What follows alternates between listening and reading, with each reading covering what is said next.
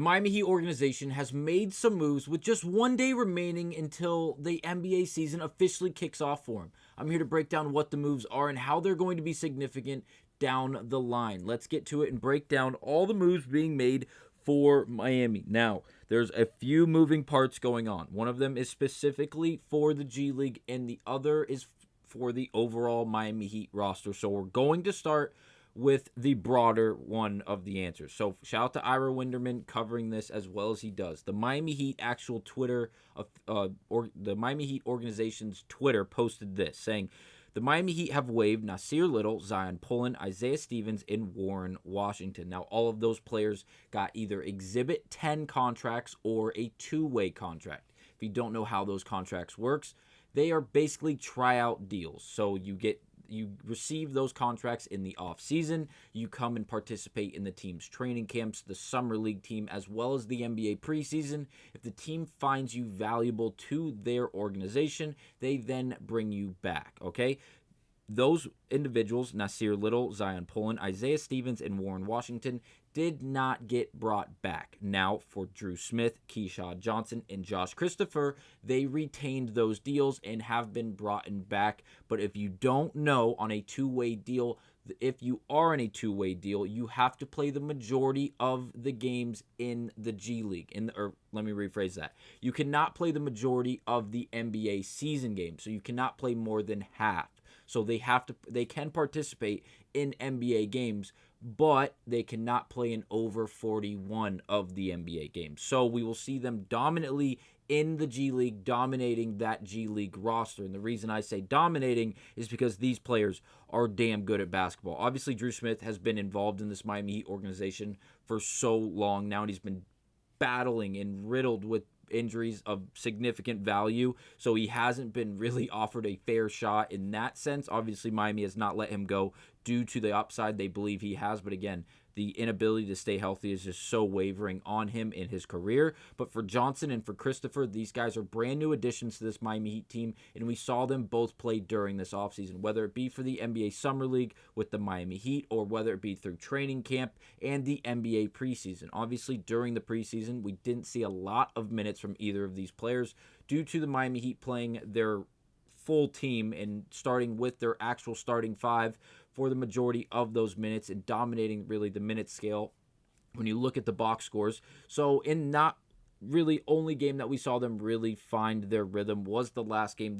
This is the box scores for just specifically Josh Christopher. And if you look at the numbers in that last game against the Memphis Grizzlies, where we didn't have our top 1 through 7 or 8 guys for this Miami Heat team, including the entire starting five,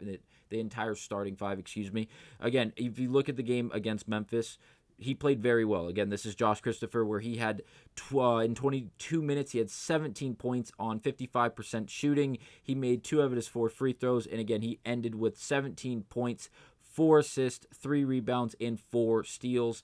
Overall, a pretty good game from Josh Christopher. And if we know this from watching him throughout the offseason, whether it be the NBA Summer League or, again, through the training camp, he has been phenomenal. He's a freak athlete. There's no way around it. And because he's going to have to play for this G League affiliate team, who is he going to be competing with? Well, the Miami Heat also just made another trade. Now, we'll start with the article and then break down the actual graphics. The Skyforce announced the team has acquired the returning player's rights to forward Jamarco Pickett, and guard Sir'Jabari Rice from the Austin Spurs. Additionally, the Skyforce has acquired a first-round pick in the 2024 NBA G League draft next weekend. But why is this important? They just acquired 2 more pieces. How is Josh Christopher and Johnson going to be able to thrive in this situation when the depth chart is getting thicker? Well, this is why. Because we got rid of, the Skyforce sent the returning player rights of Jermari Bouye, excuse me if I said it wrong, in a second-round pick in the 2024 NBA G League draft to Austin to complete the transaction. And that is what we see here. In both, I know the middle part, the actual graphic, is backwards. It says that they went from the Skyforce to the Austin Spurs. It is weird, and it looks the same exact way for this one as well for Bouye, it's opposites. I'm not sure why, but again, this is opposites. Bouye is now a Spur once again because this is not the first time he's been in that organization, specifically for that G League team. And then both of these players are ending up in Miami for the Skyforce. So again, the Skyforce got better here by adding more talent, but these are the players that were either acquired or given up. So here's Pickett, 15, 6.5, and 2. Overall, a great player, 6'9 forward, plays the power forward position, a bigger body, more athletic than you would think. And then here is Jabari Rice, 10 points, 3 rebounds, 3 assists, a guard, more at the shooting guard position rather than the point guard, more of a scoring threat than a facilitator, if you want my opinion. And then finally, Bouye, the player that went back to the Spurs. He was very, very good. Look at these stats: 17.5 points, just under 6 rebounds, and just under 7 assists per game. Now, why would we get rid of him? Well, because we got rid of him, and he now plays for the Spurs organization in their G League affiliate team, we are going to see players like Josh Christopher excel because he is now going to be the starting guard because Bouye is no longer on this Skyforce team. So expect to see Josh Christopher starting at that point guard, if not shooting guard position, and really being the ball dominant guard for that Skyforce team, really highlighting his value and probably getting moved up to this NBA level very, very soon. And that is why I think this is going to be such a significant move. Obviously, these other guys like Nasir Little, Zion Poland, Isaiah Stevens were very, very promising. They're very good at handling the ball. Eric Spoelstra just recently called Isaiah Stevens a classic point guard, and a lot of people, he said, I'm paraphrasing, but again, this is from Coach Eric Spoelstra, saying that a lot of these kids don't really even know what that means because of their age, but it reminds Spoelstra of just a classic point guard, someone who's very good at handling the basketball and in doing so facilitating the basketball and not just dribbling up and down the court, not finding actual production in doing so. So again, a major compliment just to end up getting waived. So hopefully these guys can battle back, get or find a spot on another NBA roster, whether it be a G League team or an actual NBA roster, but it doesn't seem like they'll be playing for this Miami Heat team.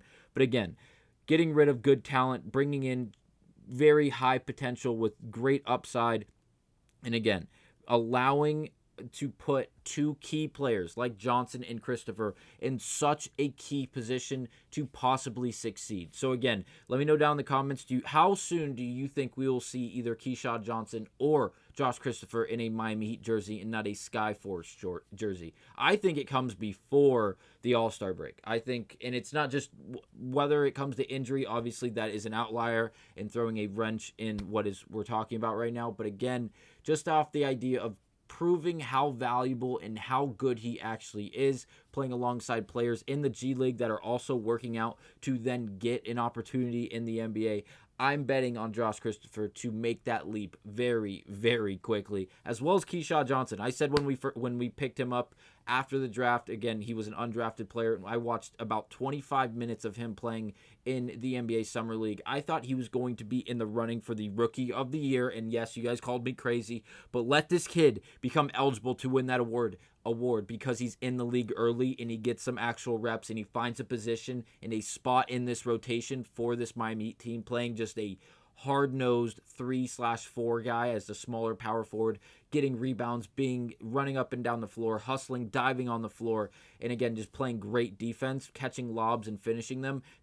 Again, I'm getting very excited thinking about Keyshawn Johnson and possibly Josh Christopher playing for this Miami Heat team and really just revamping the energy because, again, these guys are young. They are very athletic. They're very mobile. They can get out and they can run, whether they're the ones doing the rebounding and outletting the ball or if they're the ones catching the ball and being the outlet and pushing the ball down the floor. They are just perfect pieces to a great puzzle, and I can't wait to see how the Miami Heat organization uses them and gets them to the NBA. But again, that'll be it for this episode of Heat Digest.